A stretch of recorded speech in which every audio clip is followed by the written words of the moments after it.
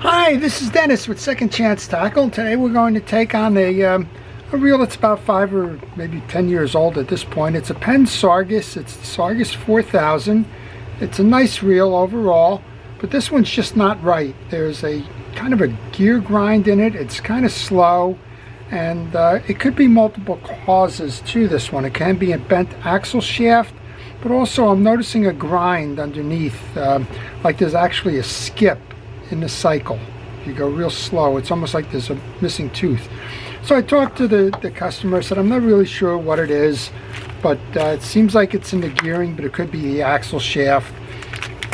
And if you want, you know, we can play around a lot. And the customer just came back and said, why don't you just go replace the gears in the axle shaft? They're relatively inexpensive parts through mysticparts.com, and just don't take any chances. Just let's get this one back out fishing again. So that's what we did.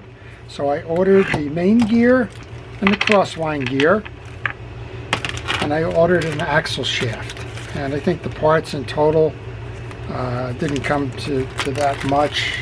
I think the main gear might be a few dollars, the Crossline Gear even less, and the axle shaft probably about the price of the main gear. So let's do this reel. Let's find out what's the cause of the issue, and let's show you how to take it apart, how to tune it up. In this case, we're going to do a rebuild on it, and if you have one of these, you'll see how it's made.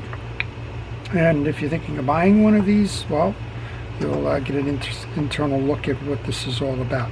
Overall, the Sargus is a nice reel, and it's stood the test of time. In this case, something's gone amiss with it. Not sure what it is, but I'm sure that it is correctable, and correctable for a relatively inexpensive cost. So let's go ahead and take this off. We're going to start by taking the external pieces off. That was the bump guard. You'll notice I'm wearing a protective glove, and also that I'm using a parts tray to store all my pieces and parts, so that when I go to reinstall later, those are all there nearby where I can find them, rather than having them scattered across my bench. Alright, I'm going to take the spool off, and as I do that, I'm going to take the time to thank our first responders, essential personnel, law enforcement, EMT, medical, and everybody who's involved in keeping us safe during this pandemic.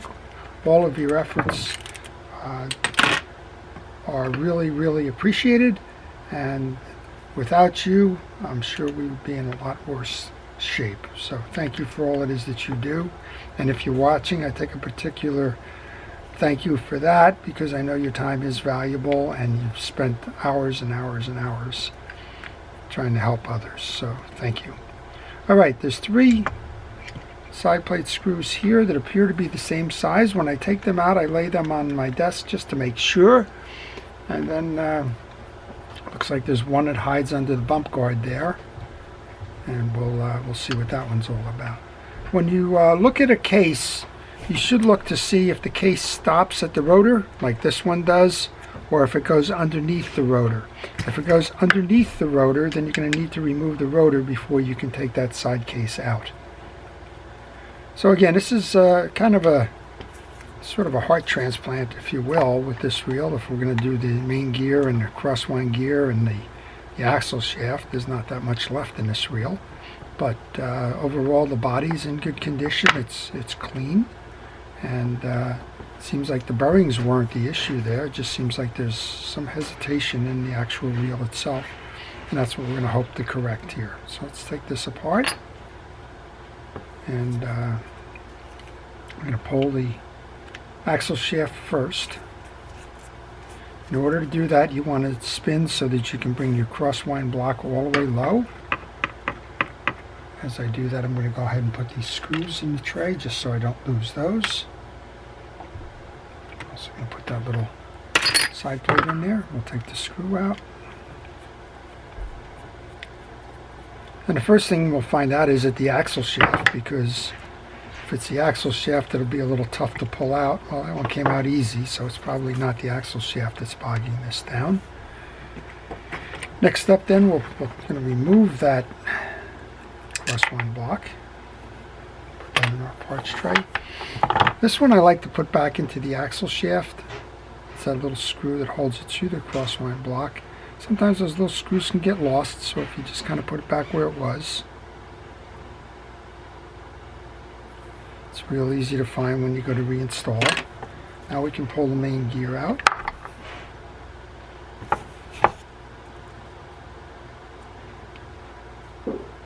I'm just checking now on the teeth. It does appear that there's some uneven wear here. So I'm thinking that could be a part of it. Could be a warped gear. That happens. And let's go ahead and take a look at the Crossline Gear then.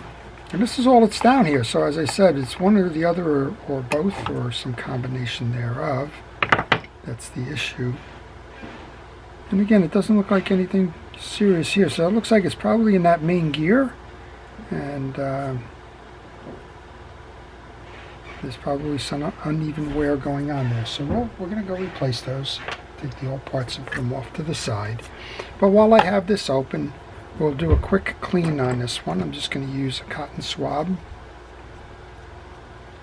to clean out the old grease. Could be that there's something that was affecting us in that grease. And then I'm going to go up top.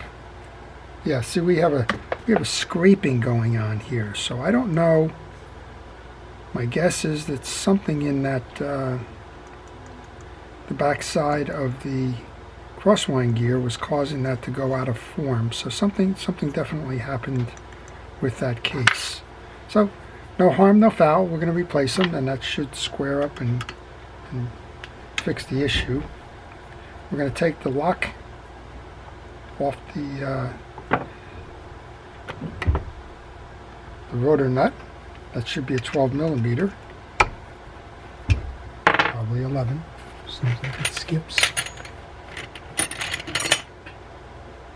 Let's try the 11. Yep, it's an 11, and it comes off in the regular fashion. And put those small pieces in your tray so you know where they are. I'm going to remove this as a by going counterclockwise normal, and you'll notice there's a little sleeve in there for the axle shaft. Don't lose that.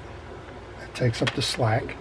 And now we should be able to remove the rotor, and we're going to do the same here. We just want to make sure everything's clean. Again, we're doing a service in addition to just replacing the gears, so there's no sense in ignoring something for expediency. If you got the reel open this far, if it's your own reel, there's no sense stopping here and just squirting it with oil or something. Take it apart, do the visual on it. You know there's some kind of issue going on in here.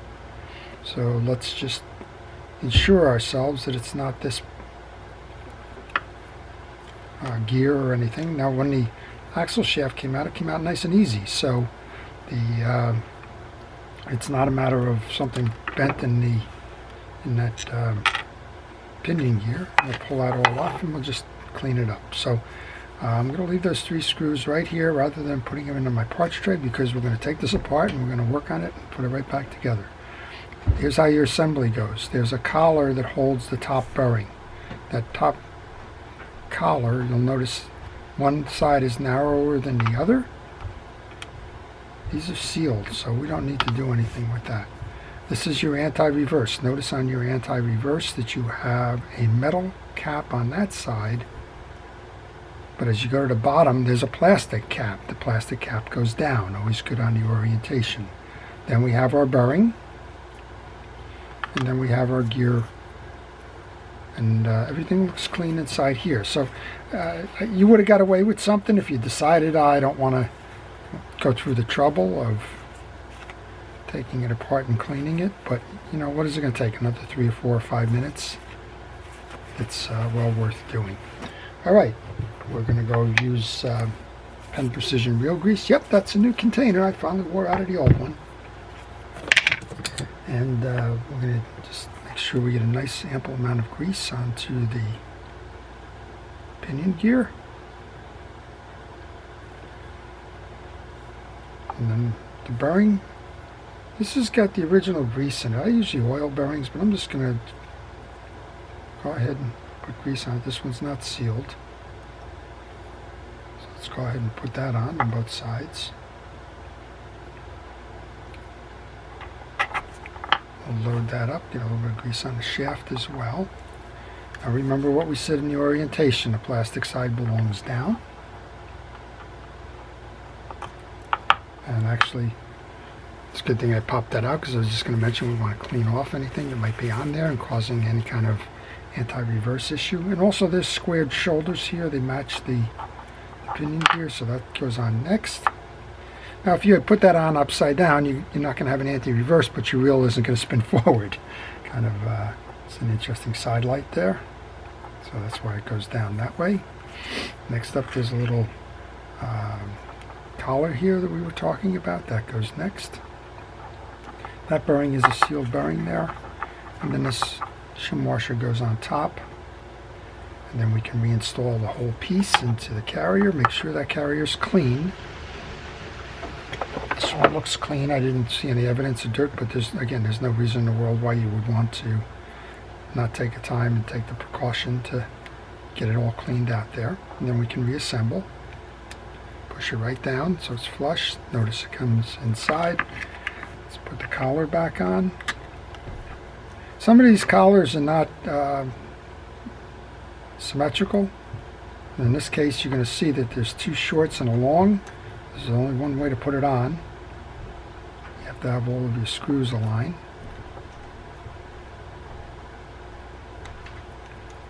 Sometimes that's easier than other times. There we go. Okay, and those of you that know me and know small screws, it's probably time for you to go get a cup of coffee, because this will take a minute or two.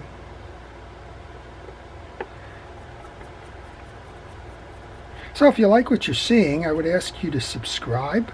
This is a channel that posts frequently. During the pandemic, I've been trying to post every day just to keep people occupied.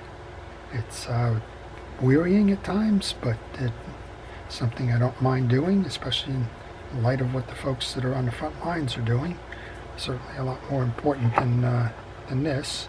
Kind of in sympathy with them, I guess. But if you like it, please subscribe. And if you do subscribe, please hit the notification button, as that'll tell you when I post new episodes, and you'll be able to watch them and learn from them, or make some evaluations on some particular reels, or what have you. We have a ridged spool, or rotor rather. The rotor comes up top. I don't know why the ridges are on there, because we don't have an anti-reverse that would click into that. So that's kind of interesting that they have the fins on that. Probably use this rotor on something else that does have that backup fail-safe. Okay, I put that little collar for the axle shaft in, and I want to tighten again. This is a traditional clockwise tightening. I like this cap because you can't over tighten. Give it a spin. That's a beautiful spin to it, so we know nothing was wrong up top with that reel. And we'll find our collar, our tie down.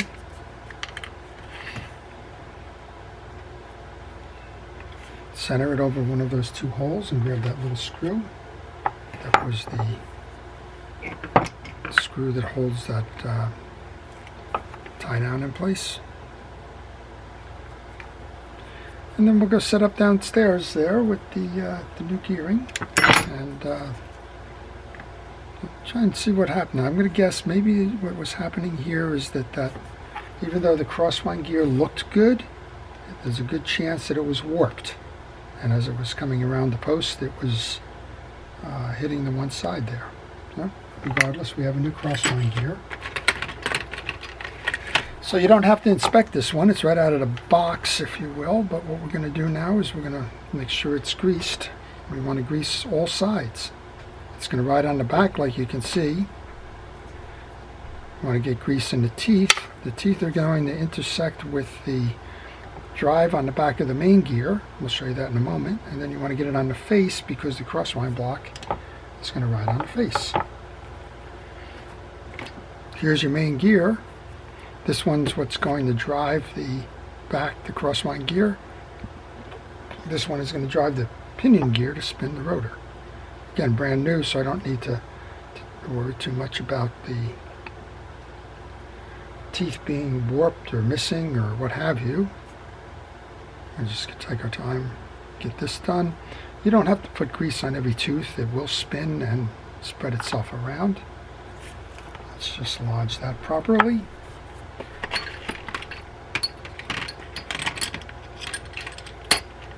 Now we're going to put our new shaft in. This is the old one, and I used that to identify that that was the old one.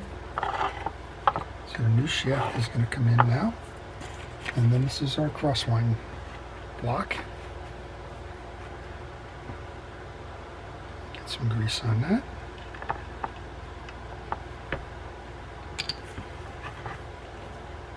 And you want to make sure that that's riding on the stud.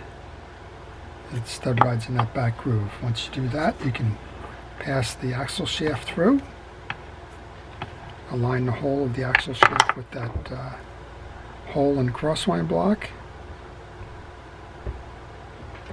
Get the screw out.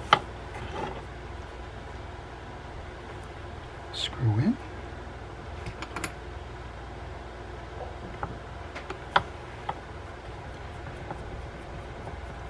Then we should be ready to button up this reel. We'll check up top, but for the drag washers and all.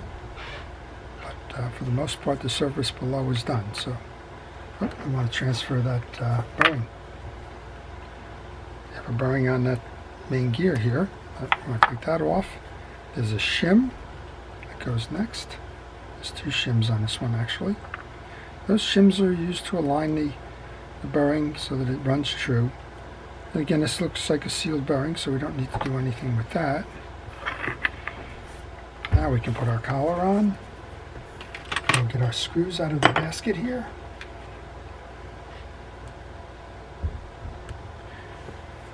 And from time to time I'm asked, can you use a mechanical screwdriver to put these screws in place? And I don't recommend that.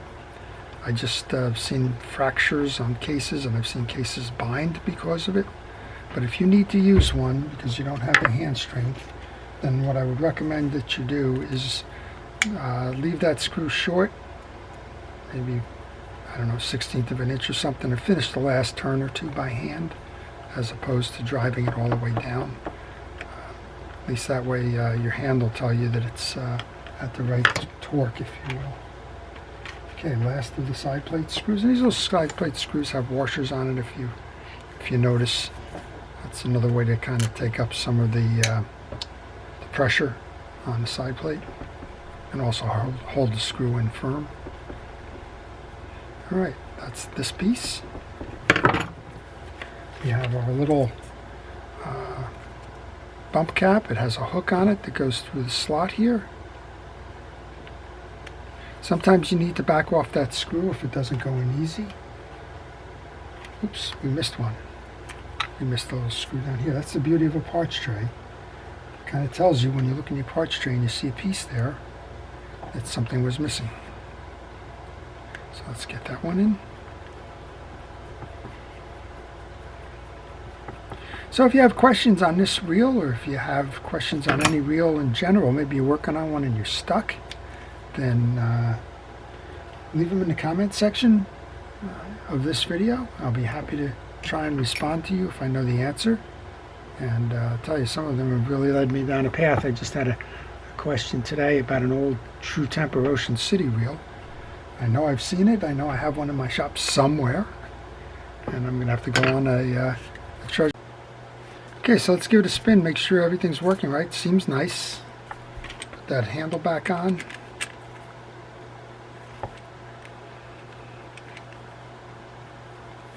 That a ride? Oh yeah. Go slow. So I'm thinking there was something in there that just wasn't right. Probably a warped gear, because this is doing what it should be doing now. So sometimes it's best to just keep checking out. I'm not noticing rub here, but this may be a harder material than the side plate was. So let's do one more thing then. This is a tune-up, so let's take the drag washers out. To do that, there's a little case or a holder here. It's got three reset screws. You might want to use a micro screwdriver on these. I have a number 1 Phillips, which is what I'm using here. It's got a sharp tip on it, but if you're having trouble grabbing it with your Phillips head screwdriver, then go ahead and go to the micro driver. It's the last of the collar. And again, leaving those right on my table here. Being careful, they are small pieces. And we should just be able to pop these out. There we go. And these are felt washers, so sometimes people ask me what some of the changes are that Penn has introduced over time. And one of them is they've gone with the most recent Fierce series, and this is kind of in that same lineup. They've gone from these felt washers to the HT100s. And there's nothing wrong with felt washers. Shimano, lots of folks, manufacturers use them. You just got to keep them oiled.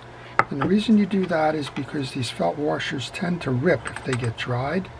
And of course you don't want to find yourself in a situation where you lose the drag because something ripped or bunched. So if you are finding that, you can do a direct replacement with the HT100s or go over to Carbon Tex if you want. But if you have these and you're not experiencing any issues, then I wouldn't make the change. I mean, they were designed to work at the capacities that are in this reel, and for the most part, they've held up okay. So don't just do it because you think that there's something wrong with the felt washers. There isn't. Just trying to align the keyed washers before I put them on the spool. I'm a little bit out of line, but that's okay. All right, then our little collar goes down. You want to circle that until you find the holes. Then my little bugaboos here, those small screws. At least with this one, if you get the one, you get them pretty much lined up for all. Of course, I don't have the one yet. Use that pick to find the holes. There you go. Once you get one in, you can do more. Alrighty, so we'll give this a test run here. Everything else checks out nicely with this this reel. Like I said, I think the parts, I don't know, they weren't that expensive. Certainly under $20, probably under $15. I'm not quite certain. I'd have to go back and check. One of the problems with the parts, unfortunately, is they got to get the parts to you. And the shipping and the handling from time to time is almost as much as the parts. But when you think about it overall, do you want to spend $60 or $80 or $100 on a reel, or do you want to pay the shipping and the handling? And most of the time I think the answer is go ahead and complain about the shipping and handling, go pay it. Alright, there we go. Cleaned out the inside of the spool. Just a little bit more sitting up top here, so let's get that done. And I find these cotton swabs are very effective at getting that out. We'll line that up then. Tighten down our drag, make sure that's working.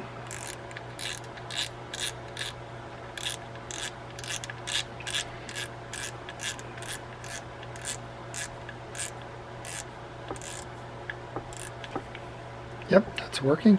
I always recommend backing off your drag after you fish the day or whatever. Back it off, otherwise you'll find yourself with some tension on there. And then of course we know that it worked beautifully before, so it should work beautifully now. So it's new main gear, new crossline gear, new axle shaft. One or two or all three of those could have been bad. We could have spent our time ordering a main gear and then going back and saying, okay, now I got to go order a crossline gear because it wasn't that, and okay, now I got to go. Yeah, sometimes it just makes sense to order the three pieces for the price, especially with that shipping and handling we were just talking about, and just have the extras in reserve. But something was going on here with the crossline gear, with the case rub, so it's quite possible that that was a warped gear or a miscentered hole or something going on. So I'm not going to hold those parts for anything. They're going to go in the trash because I don't know which one's wrong, and there's no sense trying to use them as replacement parts and have the same problem down the line. So I hope you've enjoyed this. This is Dennis with Second Chance Tackle. I really do appreciate you watching the channel. Please tell your fishing friends about the channel and ask them to watch. Again, please subscribe, and if you do subscribe, please hit the notification button. And first and foremost, please stay safe during the pandemic, stay well, and stay watching. Have a great day.